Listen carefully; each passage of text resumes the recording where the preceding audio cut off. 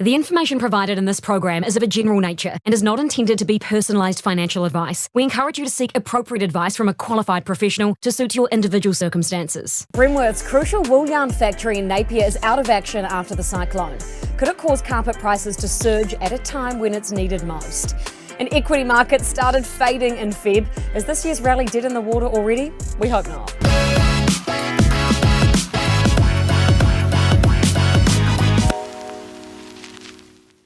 It's Friday the 3rd of March and you're watching Markets with Madison. Listed carpet manufacturer Bremworth this week reported a net loss of $778,000. But that's the least of its worries. Its crucial factory in Napier, where 2/3 of its wool yarn is spun, was wiped out by the cyclone. Its chief executive Greg Smith expects it'll be an insurance claim in the tens of millions. It's not a very bright picture from that perspective.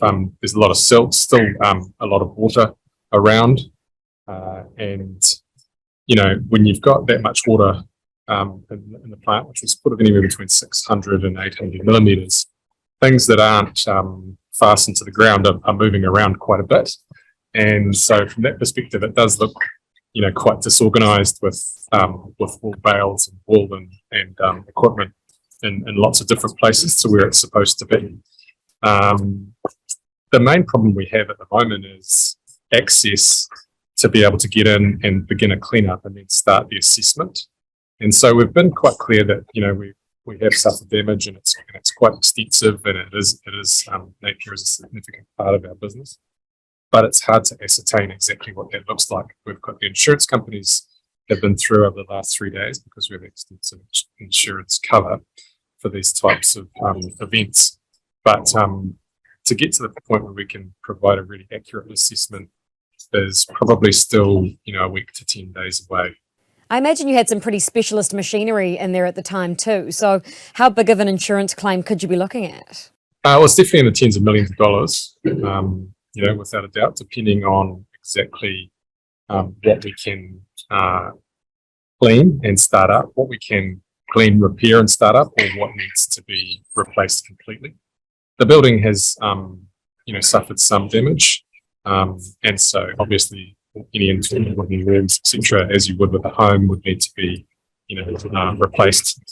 But, again, it's really too hard to say some of that machinery, which is really, a lot of it's bespoke machinery designed for wool fibres only. And it's been 60 years in the making. And what I mean by that is, there's been, tuning done to it to ensure that it works perfectly on woolen products, because wool's natural, there's variations, and so you need to have products that can handle that, and machines that can handle that. For how long do you expect most of your supply to be out of action, and what are you doing in the meantime? We have people overseas as we speak who are looking at alternative yarn suppliers, both in New Zealand and offshore actually. And, this was part of a plan that we put together in 2021 as we looked around the business and said, what are the possible risks from a climate perspective? At that stage, Napier was identified as a tsunami risk because of our location to the coast. So we looked at then, working with overseas suppliers to be able to support us if the yarn plant was down for a period of time. So we have those plans in place, and we're now in the process of putting those plans into action. What that would mean is we would hope for as little disruption to our yarn supply as possible once we're able to source that yarn from those suppliers. The products will still be made of New Zealand wool. They'll be made into yarn overseas or in New Zealand, depending on, we have some New Zealand businesses that have reached out to support us, which has been tremendous. And then we'll still be tufting and making the product into carpet in our Papatoetoe plant. Could all of this disruption bump up carpet prices at a time when they're probably needed most following a lot of flooding? That's a good question. I mean, we aren't the only supplier of products. We'd just like to think we're the best supplier. Now, for us, we would look to hold our prices regardless of this interruption. What I would say is that demand as a result of the cyclone and the flooding the previous week in Auckland will increase. There's probably, we estimate between 10 and 20,000 homes that have been affected. See a lot of carpet on the side of the roads around, which will cause a spike in demand over the next 3 to 12 months, just depending on claims being settled, layers being available, and carpet's the last thing they do. So sometimes that pipeline's a little bit longer because they're having to fix the home first, foundations, floors, walls, then the carpet goes down. But demand should grow. I mean, that could be as much as 300,000 metres of carpet that's required in the next 12 months to meet the demand on top of what normal demand is in any given year. That'll be shared amongst the carpet manufacturers that are in the marketplace in Australasia, and we would expect to get our fair share of that during this period. And fortunately, we had been slowly building our inventory to meet expected increases in demand as people are shifting from synthetic products to more natural products like wool. So we are ready.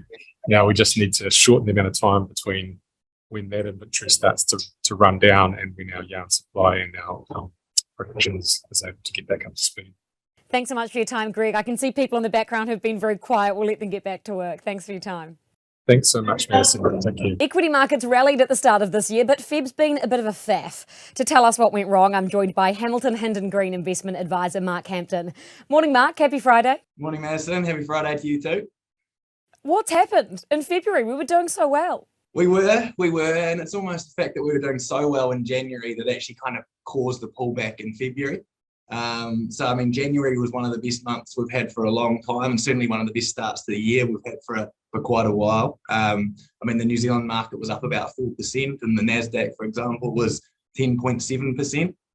And that was all really on the back of kind of, I guess, a little bit of investor sentiment. So there seemed to be just a more positive mood in the year.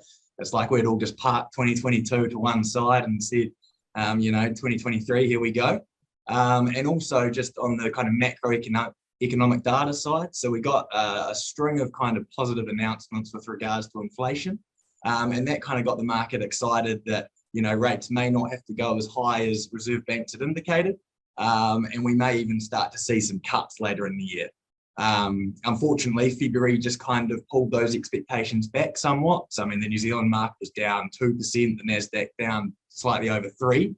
So we're still well up on the year. But we really just see the opposite of what we saw in January, really. Some data come through that maybe indicated that inflation's not going to be the easy win that we thought in January. And therefore, maybe the Reserve Banks are right. Maybe rates will need to go that high. Maybe they'll be that high for a bit longer. And yeah, that's the reason for the weaker February. I asked a portfolio manager the other day if investors still cared about inflation. Did I curse it? Yeah, possibly. So if my clients get grumpy at me for why portfolios are down, I'm going to be sending them your way. Yeah, that certainly is still the big thing. Anytime we get some data out that indicates, that inflation came in under expectations, or something makes us think that the next set is going to be under expectations, markets react really positively, and then vice versa. Anytime there's something came in above expectations in a bad way, the market does kind of sell off, and that's why we've just got so much volatility in between, things like company results, which usually drive the big ups or downs. Markets are still positive for the year though, Mark. Let's not get too negative on it. So how much should we actually read into this sort of not so good February session? It's hard. It really is a month by month thing at the moment. It's really hard to predict where rates are going to be in a few months' time, let alone a year's time or 2 years' time, and that's what the market's trying to do all the time. So all it takes is for another kind of March data to be similar to January data, and we'll see markets kind of get excited again. Or likewise, if it continues to surprise to the upside, we may still see some selling off. It really is kind of month by month, but fingers crossed it's a good year. We had some, because January was so good, it does tend to, if we look at historical kind of stats and figures, it does bode well. So since World War II, a positive January leads to a positive year over 85% of the time. And we can go one better than that. After a negative year, if you get a January that was a return of more than 5%, which we saw, the average return for that year is about 30%. So fingers crossed history repeats. Keep them crossed. We see a good one. I'll take anything over 29%. I'm not greedy. You and I both. Hey, thanks so much for your time this morning, Mark. Good to chat to you. Thanks, Madison. Have a good one. Company reporting season came to a close this week. Let's take a look at the last of the results. Genesis Energy made a monster half-year profit, up 72% thanks to record hydro generation. Restaurant brands took a bit of a hit. Inflation is starting to eat away at that company's bottom line. For a reminder, this one owns KFC, Taco Bell and Pizza Hut in New Zealand. Jeweller Michael Hill, its profit was up as revenue hit a record in the 6 months to December. Christmas clearly doing well for it there. The medicinal cannabis company Cannasouth made a full year loss. That was after it started adding costs of sales to its finances. The chief executive, Mark Lucas, will be on the show next week, as will Michael Hill's chief executive, Daniel Bracken. If you have any questions you want me to ask them, email them on in. Or if you'd rather be a bit of an anonymous keyboard warrior, the show is also now on Reddit. The thread name is pretty self-explanatory, r/markets with Madison. Please let me know what companies, industries or trends you want expert analysis on next. Now go put your money to work.